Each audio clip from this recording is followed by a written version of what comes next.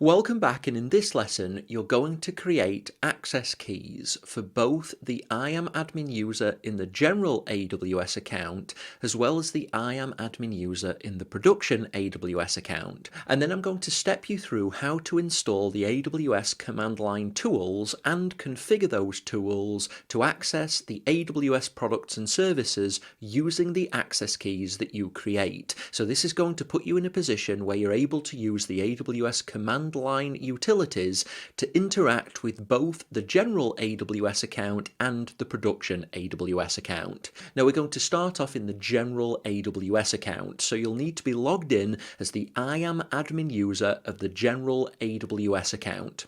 Assuming that you are, click on the account drop-down and then select My Security Credentials, because this is where you configure access keys. So as I mentioned in the previous theory lesson, access keys can be created for IAM users, and this is what we're going to do here. So to create a set of access keys, it's as simple as going to My Security Credentials and then clicking Create Access Key. So when you create access keys, you'll be presented with both the access key ID, which is the public non-sensitive part of this set of access keys, and you'll also see the secret access key.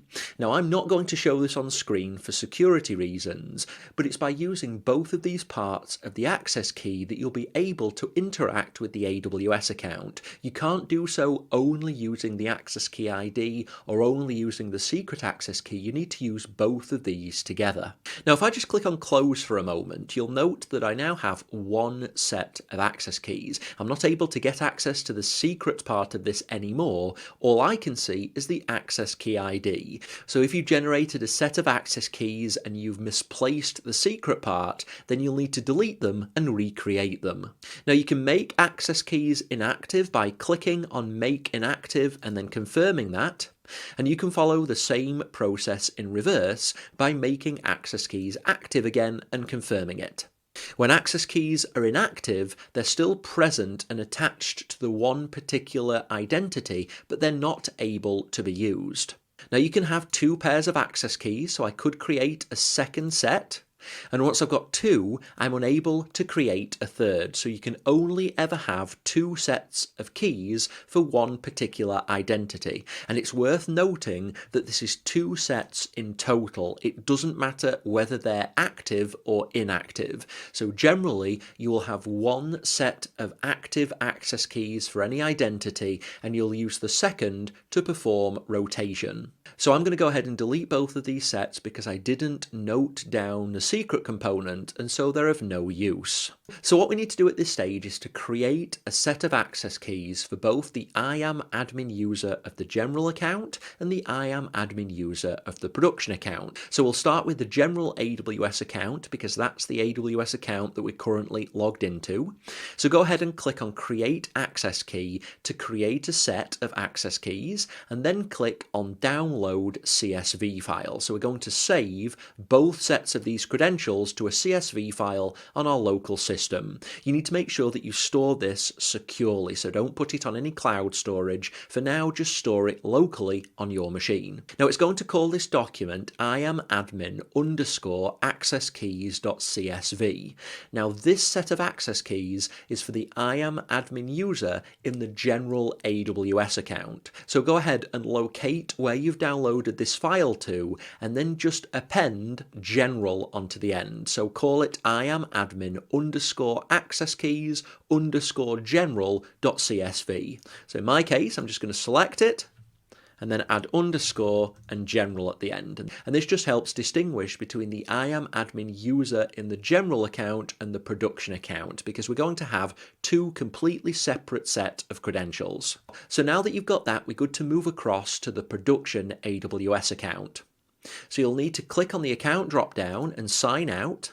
Then you'll need to sign in to the production AWS account, and you can do that using the IAM user's sign-in URL for the production AWS account. So type IAM admin, enter the password for the IAM admin user in the production AWS account, and then you'll need the MFA code. Enter that and click submit. Then again, we'll click on the account drop down and go to My Security Credentials. Scroll down, Click on Create Access Key. Remember, these are access keys for the IAM-admin user in the production AWS account. Click on Download CSV file. Locate the file that you've just downloaded. And as we did previously, we're going to append _production onto the end, just so we know which account these credential files map to. Okay, so now we're finished with the configuration for the console UI. Next, you'll need to install version 2 of the AWS command line interface. Now, I've included a link attached to this lesson which details how to download and install the AWS command line for Windows, Linux, and macOS. In this demo, I'm going to demonstrate the process using Windows. The installation process isn't all that complex. The important part is the configuration, and the configuration is the same on all of the supported operating systems. So if you open up the URL that's attached to this lesson, it will open a page which should look something like this. You'll see that there are instructions for Linux, macOS, and Windows. So select the correct operating system, so the operating system that you're using on your local machine, in this case Windows. If you scroll down, you'll see instructions on how to install it on your particular operating system. For Windows, you need to locate for the latest version of the AWS CLI, and you'll find a link to an installation package. So go ahead and click that link. It will download an installation file for Windows. Depending on the version of Windows, it might take a few seconds to scan that file for viruses, but go ahead and click on it, and that will open the installation. Go ahead and click on Next. We'll be accepting all of the defaults no matter what the operating system, so just perform a default installation. In the case of Windows, I get a user account control dialog and I need to accept that. The installation will take a few minutes to complete. Once it's completed, click on Finish or close down the installation application. Again, this is slightly different depending on which operating system you're using. Now, because I'm using Windows, I'll now need to open the command prompt just to verify whether these utilities have installed correctly. If I just run an AWS and press Enter, if I see usage instructions which look like this, then it's been completed successfully. If you see an error indicating that the application or the command is not found, then you might need to restart your operating system, but in this case, it's completed successfully. You can verify it properly by running AWS space _ and then version and press Enter. And if it's working correctly, you should see AWS CLI and then a version 2.something.something. The important part is version 2 because this brings significant enhancements over version 1 that we will be using in this course. So now I'm just going to maximize this to make it easier to see. What we're going to do now is configure the command line interface. Now, the way that the command line is integrated with our AWS accounts, or more specifically our identities or users in those accounts, is we need to configure a set of credentials which the command line interface will use to communicate with AWS. Now, the way that we configure these credentials is to run an AWS and then space and then the word configure. Now, if we just use AWS configure, then this configures the default configuration profile for the command line interface. And this default configuration profile is what's used if we don't specify what's known as a named profile. So the command line interface allows us to specify named profiles, and it's these that we can use to configure multiple AWS accounts. So we can have a named profile for the IAM-admin user in the general AWS account, and we can have another named profile for the IAM-admin user in the production AWS account, and that's what we're going to do. So to configure a named profile, all we do is add a space on the end, and then _ profile, and then a space, and then the name of this profile. Now what I suggest you use is IAM-admin _ and then general. So this is the name of the profile that will connect to the IAM-admin user in the general AWS account. Logically, for the named profile for the production account, we'll be using IAM-admin _ production. So first, let's configure the profile for the IAM-admin user in the general account. So it should say AWS space configure space _ profile space IAM-admin _ general. Go ahead and enter that and press enter. Now at this point it's going to ask for a number of pieces of information. It's going to ask for the access key ID, it's going to ask for the secret access key, it will ask for a default region and then a default output format. So first we'll need these credentials. Now these are contained in these files that you saved earlier.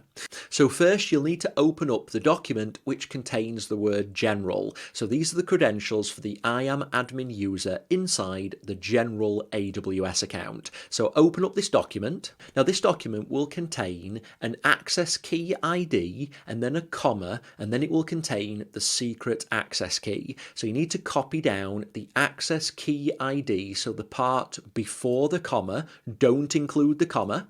Copy that into your clipboard and then paste this in where it says access key ID. And it should look something like this. Make sure you get all of the characters and then press enter. Then it will ask for the secret access key, which is the part after the comma within the credentials document. So copy that into your clipboard and then paste that in. Next, it will ask for a default region, and we're always going to use Northern Virginia, which is US-East-1. So go ahead and enter that and then press enter. And then for the default output format, you can just go ahead and press enter and we'll use the default of none. Now at this point, the command line interface has been configured to integrate with the IAM-admin user of the general AWS account. And to test that, we can use AWS space S3 space LS and then a space.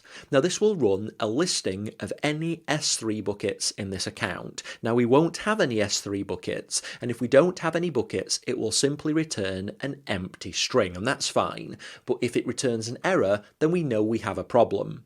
Now if we just ran this command on its own, we would get an error because we haven't configured any credentials as part of the default profile, so it will tell us unable to locate credentials. Because we've configured these credentials inside a named profile, we need to specify that named profile on the command line.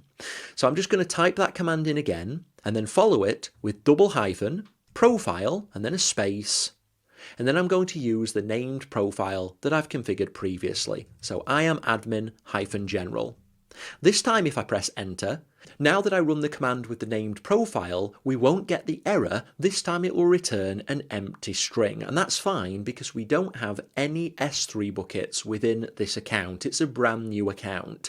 If you've already created any S3 buckets, or if you already have any resources in this account, which you shouldn't do because it's a brand new account, you might see a list of buckets. But if you're following the instructions as I'm giving them, you should have an empty list here, and that's fine. The only thing you need to worry about is if you receive an error message. If you receive an error message, it probably means that you haven't copied down either the access key ID or the secret access key in their entirety. And to fix that, you can just go ahead and rerun the AWS configure command with this named profile on the end. If we just rerun this, it will offer us the ability to just re-enter those values. But in this case, because we didn't get an error, we don't need to do this. The next thing we need to do is to follow the same process, but this time for the IAM-admin user inside the production AWS account. So to do that, AWS space configure, space double hyphen profile, space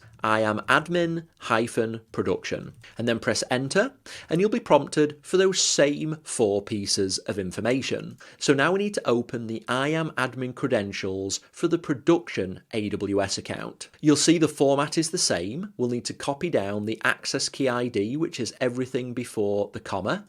Copy that into your clipboard, paste that in, and press enter. Then the secret access key, everything after the comma, copy that into your clipboard, paste that in and press enter.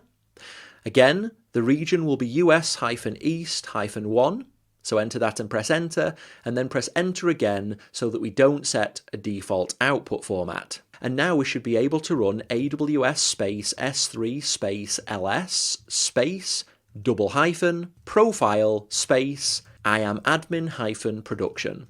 and again press enter, and again if we don't receive an error, if either we receive this empty string or a list of buckets, that means everything's working as expected. Now just before I finish up with this lesson, I've been fairly open with showing you these credentials on screen. Now this is a huge security risk. If you have these credentials right now, then you could log in to my AWS account. Now when I'm recording this lesson, what I'm going to do is replace these credentials. So although I've configured my command line interface using these credentials, the minute I stop recording, I'm going to go back to the AWS console, delete these access keys, and then reconfigure my command line with brand new credentials. The outcome will be the same, but it simply means that I'm invalidating the credentials that you've seen on this video. For day-to-day usage and for your purposes, you should never show these credentials to anyone who you don't want having access to your AWS account. So whenever you generate credentials, it's important to understand that for anybody who has the access key ID and the secret access key, they can utilize the IAM identity that you've configured together with any permissions that that identity has over this AWS account. So if you leak your IAM admin credentials, then anyone who has those credentials can interact with either your general or production AWS accounts as the IAM admin user.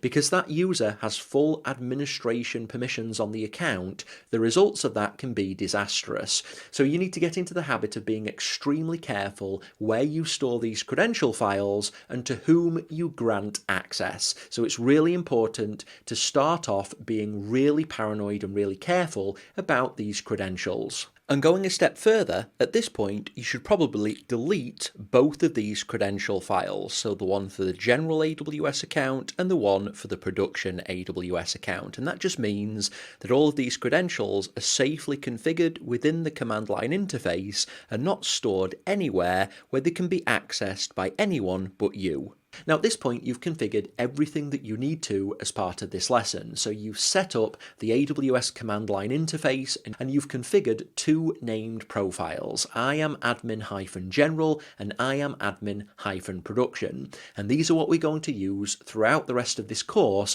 whenever we need to do any work using the command line. At this point you've done everything that you need to, so go ahead and complete this video, and when you're ready I'll look forward to you joining me in the next lesson.